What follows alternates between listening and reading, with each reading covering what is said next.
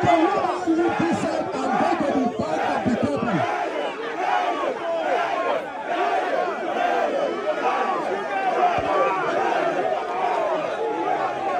People came there without party cards, and I don't think the party will allow that. We have videos. We have videos of the people that were conducting election at the INEC office. And we came, we blocked the road, like I said, with our cars, and they zoomed off. We have videos, plenty of videos of money spins shared around in every ward.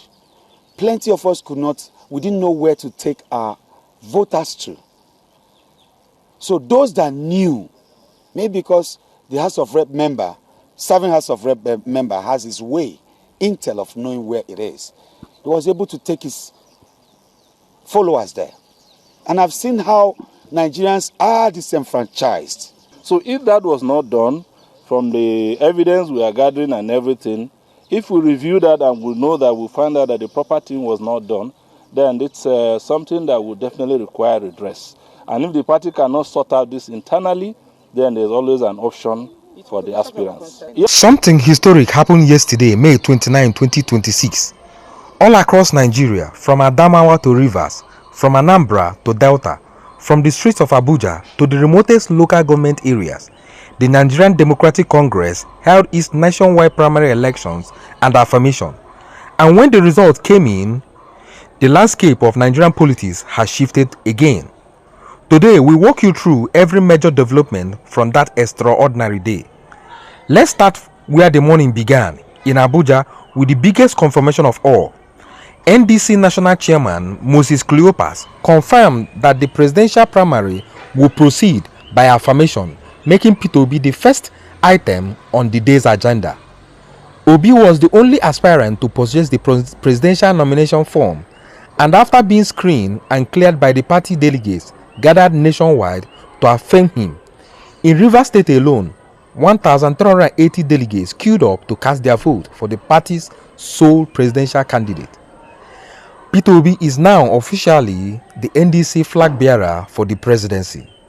The obedient movement is no longer just a feeling, it is now a presidential ticket. And speaking of Rivers State, Alabo Dumolulu Briggs has been declared winner of the NDC governorship primary election, elected unopposed in an exercise conducted across all local government areas. After his emergence, Lulu Briggs described the primaries as peaceful and orderly, saying he was deeply humbled by the overwhelming show of confidence from party faithful, and that no opposing aspirant was present at any venue. This is a man with serious political pedigree, a seasoned businessman, lawyer, and a two-time former governorship aspirant. Now, under the NDC, Lulu Briggs is set to battle Kingsley Chinda, the APC governorship candidate and non-loyalist of FCT Minister Nyesom Wike. In a state where Fubara has broken from the APC and aligned with NDC, and where Wike machine is desperate to retain influence through Chinda, this race will be one of the most explosive governorship contests of 2027. Remember that name. Now to the north, Senator Aishatu Dahiru Ahmed, popularly known as Binanni, has emerged as the sole governorship candidate of the NDC in Adamawa State, following a consensus arrangement among party aspirants. She was the APC governorship candidate in the fiercely contested 2023 Adamawa election, where she lost to the incumbent governor Amado Finitre of the PDP. She went to the ADC and then to the NDC, and now she is back, bearing a different flag but carrying the same fire. During her reception into the party, Binanni said her first and overriding interest has always been the interest of her supporters. The consensus arrangement to rally behind her without a contest sends a signal. A northern woman, a former senator, a two-time governorship contender, and she is coming again.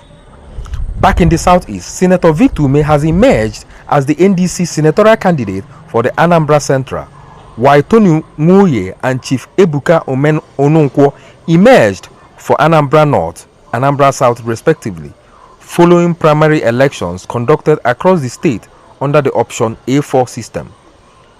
Umeh defected from the ADC to the NDC earlier this month in a letter read on the Senate floor, citing persistent internal crisis within the ADC as the reason for his exit. He is now the NDC man in Anambra Central, and given his formidable grassroots network in that district, he will not be easy to stop. Then came Delta State. Former Deputy President of the Senate, Omo Agege, announced that he will contest the Delta Central Senatorial seat on the ADC platform and support the party's presidential candidate, peterobi. His move followed his defeat at the APC Senatorial Primaries, won by the incumbent Senator Ede Dafione. The NDC granted him a waiver to contest the Delta Central seat. He was blunt about why. Right now, too much of Delta's wealth sits in CBN accounts, while our people suffer from bad roads, collapsed hospitals, abandoned communities. This is not governance. It is failure of leadership and betrayal of public trust. Strong words from a man who spent years inside the party responsible for that governance. But no story today is fully clean. While tickets were being won, one man was in the street protesting. Nollywood actor Emeka, who is contesting the Amak/Buhari Federal Constituency House of Representatives under the NDC, stormed the INEC office in Area 10, demanding an explanation about alleged suspicious presence of NDC party officials on the premises during the primaries. He alleged that the election process was marred by voter disenfranchisement, vote buying, and lack of transparency. Threats of court actions are now in the air. This is a moment the NDC must take seriously. You cannot preach gospel of transparency while your own primaries carry these kinds of allegations. If the party wants Nigerians to hand it the presidency, it must begin by being trustworthy in its own house. So, where does all of this leave us? Yesterday was not just a party primary, it was a declaration of intent. peterobi is Nigeria's official NDC presidential candidate. Briggs is going to war in Rivers State. Binanni is returning to Adamawa with renewed purpose. Umeh is defending Anambra Central under a new banner. Omo Agege has crossed the floor and is pointing his gun at Delta. The NDC has assembled a formidable coalition in a very short time. Whether it can translate names into votes, and whether it can survive the pressure Abuja will inevitably apply, that is the story of the next 12 months. Hit subscribe, share this video, and we will see you in the next one. Until I see you on the next video, remain blessed.